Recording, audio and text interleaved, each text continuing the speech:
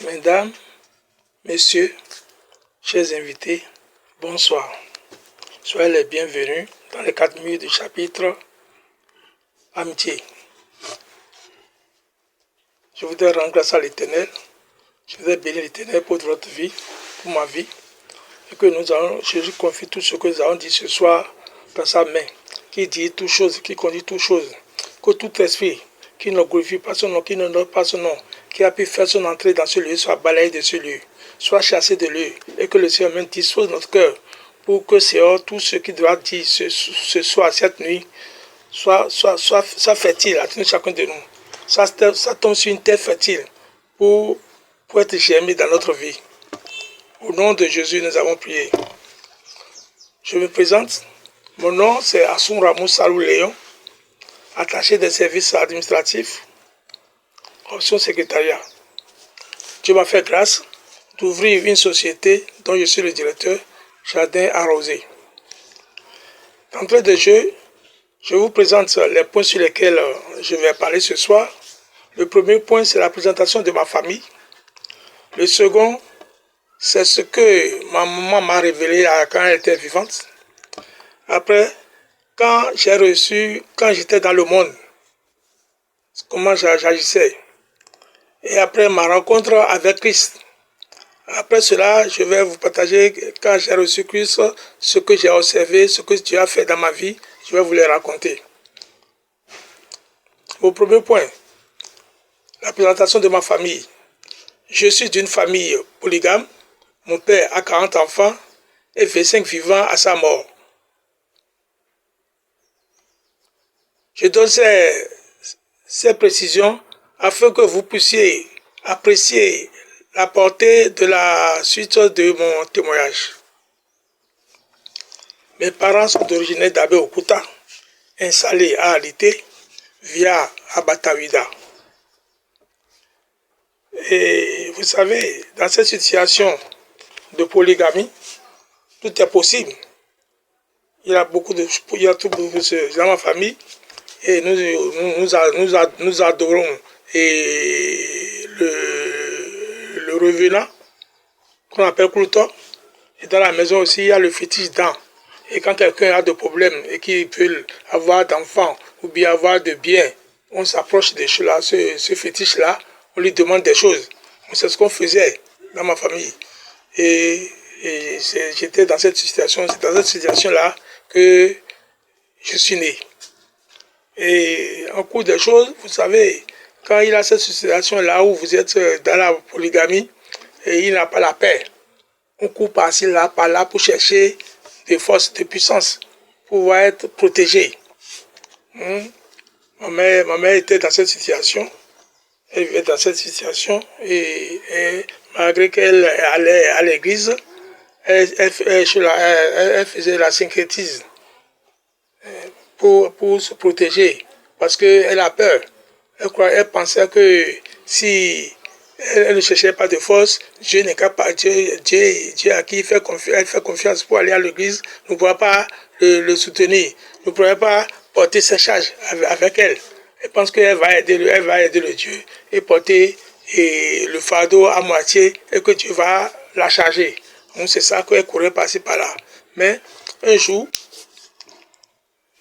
quand elle m'a dit qu'elle est tombée enceinte, elle est là, puis quand l'approche de l'accouchement, elle s'est rendue à Abomey chez sa mère pour accoucher à la Choula et pour aller accoucher à Abomey.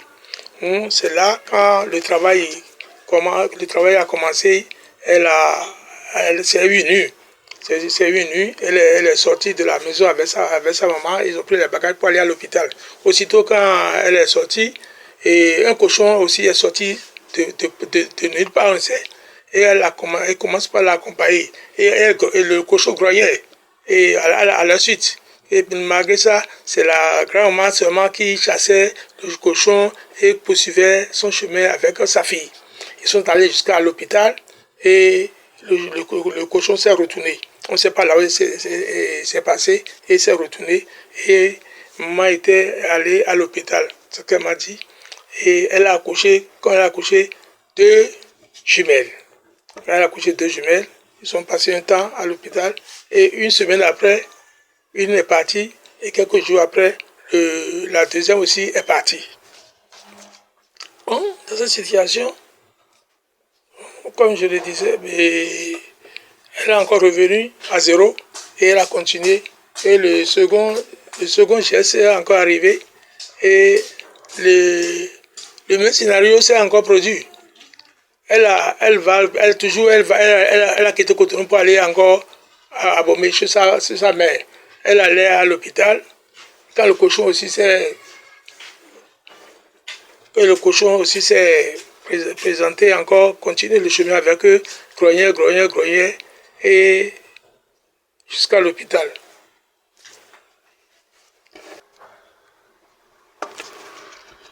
Oui, alors.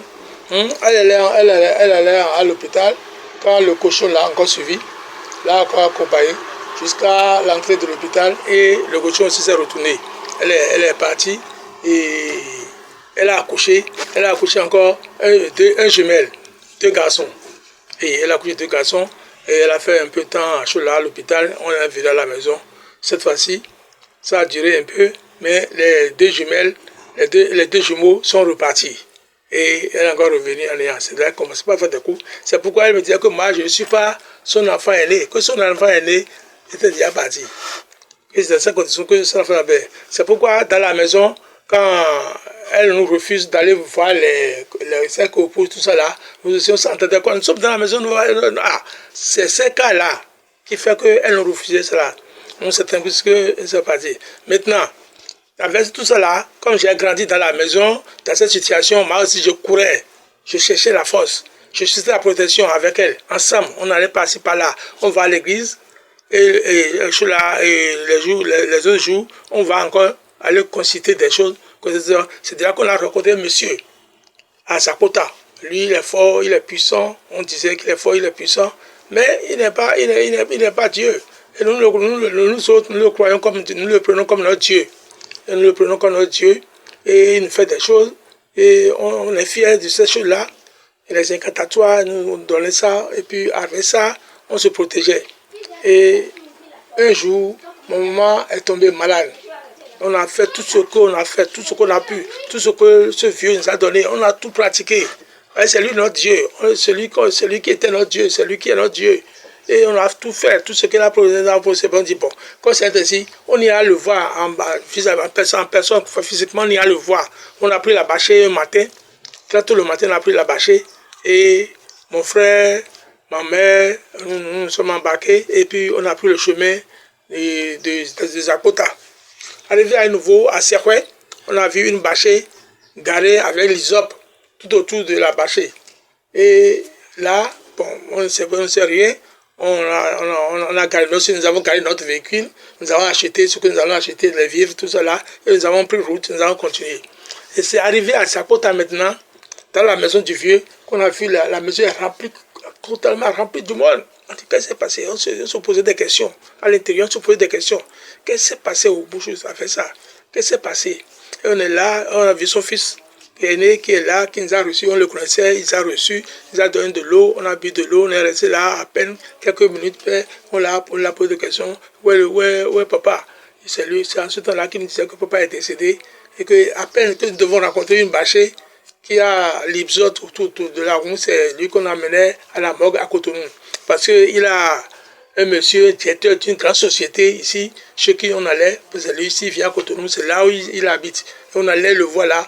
Et s'il y a des choses à faire, il nous fait cela et on se retourne. Moi, c'est ça, dans cette situation que nous sommes là, que quand j'ai vu tout ça là, bon, je me suis dit, c'est ce qu'on prenait comme notre Dieu suprême, ce qu'on prenait comme notre Dieu suprême, lui aussi il est mort. Eh bon, où a trouvé notre Dieu? C'est le seul Dieu que nous avons, c'est le seul Dieu que nous adorons avant. C'est Jésus de Nazareth, c'est notre seul Dieu ça. Moi, je ne peux plus rien faire, je ne veux plus rien faire. Donc, j'ai tout abandonné. Les choses qu'on faisait, tout est là, j'ai tout abandonné. Je ne me rassemble plus.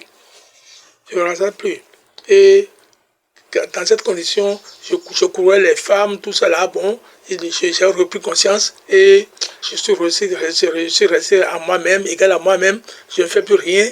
Et un jour, maman m'a appelé pour dire, bon, avec cette situation-là, qu'est-ce que je pense? Non, moi je ne parle plus rien, mais je ne mets pas la tête tranquille maintenant pour pouvoir penser quelque chose, que je ne peux rien dire maintenant. J'étais là un jour, quand un monsieur est venu me voir avec 2 femmes agro de la communauté. Il y a 2 femmes agro, les femmes agro, 2 sont venues voir le monsieur en question pour lui dire qu'elles veulent installer le noyau de la communauté à Accra et qui cherchent ceux-là qui peuvent accepter, abriter ce noyau. Il les a accompagnés chez moi, et il m'a dit d'écouter ce que les femmes ont amené. Et elles m'ont expliqué ça, ils ont expliqué ça, ils ont expliqué ce que c'est que la communauté, que ce n'est pas une église, que c'est une association de chrétiens laïcs de toute confession, travaillant pour Jésus-Christ. Moi, j'ai dit que moi, je ne vais pas quitter mon église pour aller encore dans une autre église. J'ai déjà eu des désertions, je ne veux plus avoir encore de désertions, que je vais rester seulement dans mon église seulement. Elle a dit non, que c'est toutes les églises qu'on échange, et puis on échange. Il y a des informations, il y a des études bibliques, tout cela, il y a des témoignages qu'on donne, tout cela, et que vous allez écouter que c'est ça. Moi j'ai accepté, en attendant j'ai accepté. J'allais informer mon épouse s'est accepté. Nous avons démarré les réunions. Et ça se fait le samedi soir chez le monsieur, chez le monsieur. Et on allait là-bas. Quand les dirigeants qui viennent d'en haut là, ils viennent, ils nous enseignent, donner leur témoignage, comment Dieu les a saisis, comment ils ont donné leur vie au Seigneur. Ils donnent ce témoignage, tout cela. C'est un monsieur, un grand monsieur de la communauté qui a été une fois ministre du gouvernement, est venu le soir là pour nous enseigner, pour donner son témoignage. Et son témoignage m'a vraiment impacté, très impacté. Et quand nous avons fini la séance, et tout le monde est en train de partir, je l'ai arrêté. Et je l'ai analysé ma situation dans laquelle je me retrouve aujourd'hui. Elle m'a dit que oui, c'est facile, que pour lui, que plus je suis là que ça, plus important que ce que je viens de dire, que ma situation n'est rien du tout. Et il dit maintenant qu'il peut ramasser les choses. Non, oui, il peut ramasser les choses. Aussitôt, il avait un véhicule 504 en ce temps-là.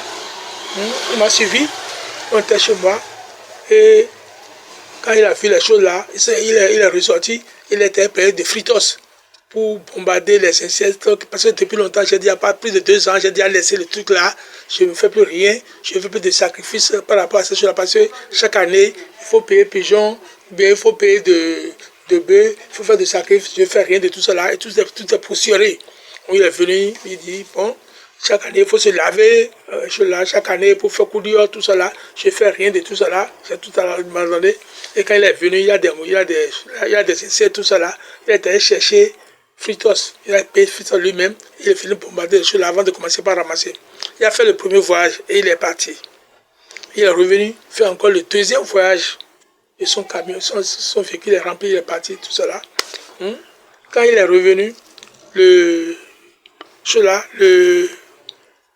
la semaine suivante, le vendredi, quand il a ramassé toutes ces choses-là, tout cela, j'ai donné ma vie au Seigneur parce que quand on dit de donner la vie au Seigneur, moi j'hésitais.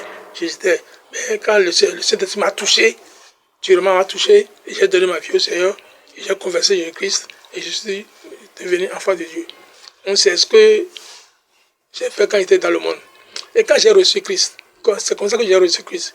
C'est à la fin de la séance prochaine que j'ai donné ma vie au Seigneur. Et quand j'ai donné ma vie au Seigneur, je me sens léger, complètement léger. Pour aller dans ma famille avant, c'est des incantatoires que je prononce, c'est des choses que je fais avant d'aller dans ma famille à l'idée. Maintenant, quand le jour où j'ai donné le Christ, je ne sais pas le courage qui m'est arrivé. Je vais librement, les voir là-bas et je reviens librement. Seulement que j'ai refusé de participer à leurs choses-là. C'est de là qu'ils ont commencé par me pourchasser. J'ai dit non, que je ne dois pas faire ça, que je connais le secret qui est là. Je connais déjà le secret et que maintenant je vais les abandonner pour aller ailleurs. Non, je dis non. Et quand il a eu